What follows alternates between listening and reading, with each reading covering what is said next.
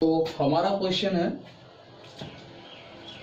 ये, इसमें हमें पहला दिया इफेक्टिव रेजिस्टेंस फाइंड करना है किस किस के बीच में, ए एंड बी के बीच में, ए एंड बी के बीच में, फिर उसके बाद ए एंड सी के बीच में।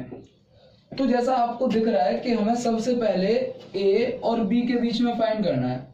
तो क्या ये वाला यहां से इसे छोड़ दीजिए, यहां से ये वायर एक ही हो गया, ए वायर एक ही हो जाएगा ना। तो जब वायर एक ही हो जाएगा तो क्या हम इन्हें सीरीज कॉम्बिनेशन में लगा देंगे। तो क्या मैं इन्हें नाम दे दूं, जैसे कि ये है हमारा R1, ये है हमारा R2, ये है हमारा R3 और ये है हमारा R4। इस तरीके से नाम दे दीजिए। तो लिख देंगे R1, R2, R3 take in series combination। तो सीरीज कॉम्बिनेशन में लेने पर क्या हो जाएगा, आप R डैश निकालिए तो क्या हो जाएगा R1 plus R2 plus R3, तो 2 प्लस 2 प्लस 2 तो कितना हो गया 6 ओम हो गया। तो R डैश आपका आ गया 6 ओम। अब आपको दिख रहा है कि ये वाला तो 6 ओम हो गया पूरा। अब ये वाला वायर और ये एक वायर पूरा इस तरीके से हो गया ना। अब अगर मैं बात करूं तो इस तरीके से, तो यानी कि ये हो गया 6 ओम और ये हो गया आपका 2 ओम। तो अब आपको निकाल लेना है क्या फाइनल।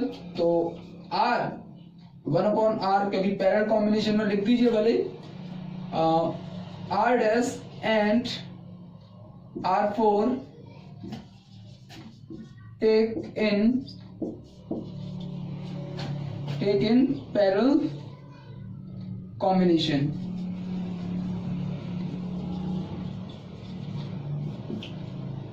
कैसे कॉम्बिनेशन में लेना है, पैरेलल में।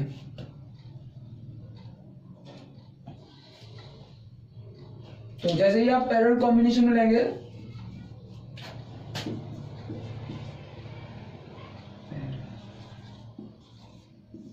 पैरेलल कॉम्बिनेशन में लेंगे तो क्या हो जाएगा 1/R is equal to 1/R dash plus 1/R4। तो क्या हो जाएगा 1/6 प्लस 1/2। एलसीएम क्या आ जाएगा 6, तो ये तो 1 रहेगा और ये क्या हो जाएगा 2 3, तो 3 हो जाएगा ये। तो क्या हो जाएगा ये 3 हो जाएगा, 2 3 हाँ 3 हो जाएगा, तो 4/6।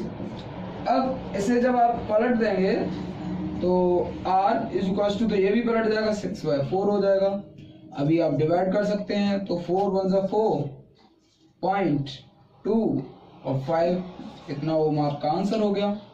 बट ये क्या है, ये अभी सिर्फ और सिर्फ आया है A एंड B के बीच, ठीक है ना। अब बात करते हैं हम A एंड C के बीच की, A एंड C के बीच की।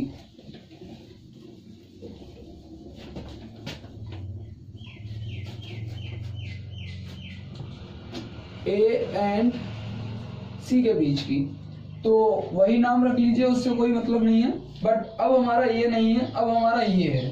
तो आपको दिख रहा है ये दोनों पैरेलल में है, फिर ये दोनों पैरेलल में है, यानी कि ये दोनों तो सीरीज में है और ये दोनों भी सीरीज में है। तो फिर ये किसमें बन जाएगा, पैरेलल कॉम्बिनेशन में बन जाएगा। तो आपको क्या कर लेना है, पहले निकालिए R डैश निकालिए। तो R1 पहले लिख लीजिए, R1 and R2 take in series combination.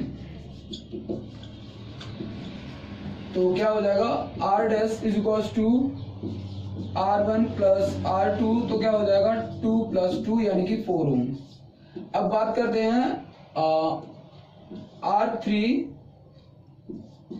And R4 take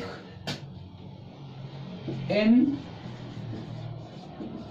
series combination also. तो इन्हें भी सीरीज कॉम्बिनेशन में ले लेंगे तो क्या हो जाएगा R double dash is equal to 1 R3 plus R4, तो क्या हो जाएगा 2 प्लस 2, यानी कि ये भी कितना हो गया 4 ओम। अभी आप क्या लिखेंगे, R dash and R double dash take in parallel combination. इसे भी जब आप कॉम्बिनेशन में, पैरेलल कॉम्बिनेशन में लगे इसे, तो क्या हो जाएगा 1 upon R is equal to 1 upon R dash plus 1 upon R double dash, तो क्या हो जाएगा 1 अपॉन 4 प्लस 1 अपॉन 4 हो जाएगा, तो 4 ओवर 2, तो 2 से 2 कैंसिल आउट हो जाएगा, यानी कि 2 से 4 कैंसिल आउट कितनी बार, तो ये हो जाएगा 1 upon R is equal to 1/2। तो जब आप इसे चेंज करेंगे तो आर इज इक्वल टू कितना रह जाएगा 2 ओम रह जाएगा। ये आपका आंसर। तो अब हमारा नेक्स्ट क्वेश्चन है 17। तो उसने कहा है कि हमारे पास कोई लंबा वायर है, उसका जो रेजिस्टेंस है वो है 12 ओम। तो उसने क्या किया, उस वायर को एक सर्कल में परिवर्तित कर दिया इस तरीके से, कुछ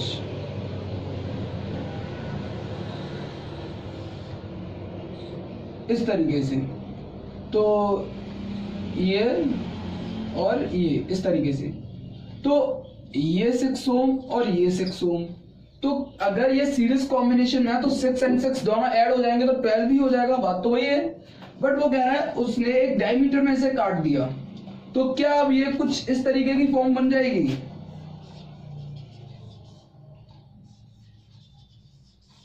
इस तरीके की फॉर्म 6 ओम एंड 6 ओम। तो ये अब कौन से कॉम्बिनेशन में आ गया, पैरेलल कॉम्बिनेशन में। तो क्या करेंगे, इसे नाम दे दीजिए R1 और इसे नाम दे दीजिए R2। तो क्या करेंगे, take R1 and R2 in parallel combination। जब पैरेलल कॉम्बिनेशन में लेंगे तो क्या होगा, तो 1 upon R is equal to 1 upon R1 plus 1 upon R2, तो 1 upon R is equal to 1 upon 6 plus 1 upon 6, 1 upon R is equal to 6 LCM 2 हो जाएगा ऊपर, 1 प्लस 1, तो 1 upon R is equal to 2 upon 6, इससे cancel out हो जाएगा 3 times, तो R is equal to जब इसे पलट देंगे तो ये 3 भी ऊपर पहुंच जाएगा, 3 ऊपर पहुंच जाएगा तो कितना हो जाएगा 3 ओम। तो यही आपका आंसर है, यही आपका आंसर है 3 ओम। तो आपका नेक्स्ट क्वेश्चन है 34 में वह कह रहा है किसी सर्किट में 10 एम्पियर का इलेक्ट्रिक करंट बह रहा है, वो भी पर सेकंड का मतलब t इक्वल टू 1 सेकंड, और उसमें रेजिस्टेंस कितना है 20 ओम। तो आपका हीट फाइंड करना है आपको। तो हीट फाइंड करने के लिए फॉर्मूला होता है I² RT। तो I कितना है आपका 10 का स्क्वायर 100 हो जाएगा, इस तरीके से लिख लीजिए 10 स्क्वायर, R कितना है आपका 20 और T कितना है 1, तो 100 इंटू 20 कितना हो जाएगा 2000 जूल। यही आपका आंसर है। तो आपका नेक्स्ट क्वेश्चन है 38 में क्या कह रहा है, temperature of wire increased by 3 degree when current is passed in the wire for some time. If the current is doubled, how much temperature of wire increase during the same time interval? यदि किसी तार में यदि वैद्युत धारा प्रवाहित की जाती है तो कुछ समय में उसका जो टेम्परेचर होता है वो 3 डिग्री बढ़ जाता है, 3 डिग्री बढ़ जाता है। तो अगर करंट को डबल कर दिया जाए तो उस वायर में टेम्परेचर उसी समय में, यानी कि उसी सेम समय में, सेम टाइम इंटरवल में टेम्परेचर कितना इंक्रीज होगा। तो आपको पता है एक फॉर्मूला होता है, सपोज हीट के लिए ले लीजिए पहले, H is equal to I² RT होता है, और यदि कभी भी टेम्परेचर की इस तरीके से बात कर दी जाती है तो एक और फॉर्मूला होता है H is equal to MS delta T, जहां M जो कि मास है, क्या है मास ये क्या रहता है, कांस्टेंट रहता है। इसके अलावा जो आपका S है यानी कि स्पेसिफिक हीट, ये भी क्या रहता है, कांस्टेंट रहता है। इसके अलावा R यानी कि रेजिस्टेंस कांस्टेंट रहता है, क्योंकि उसने कुछ चेंज करने को कहा ही नहीं है तो सभी कांस्टेंट है ना। T है यानी कि टाइम, वो भी क्या है, कांस्टेंट है। अब देखिए M कांस्टेंट है, S कांस्टेंट है, R कांस्टेंट है, T कांस्टेंट है। S तो दोनों में सेम है, हीट का तो कोई मतलब ही नहीं है।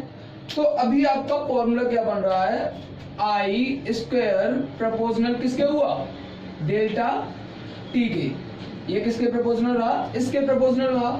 तो अभी आप क्या कर सकते हैं, I1 अपॉन I2 का होल स्क्वायर और delta T1 upon delta T2।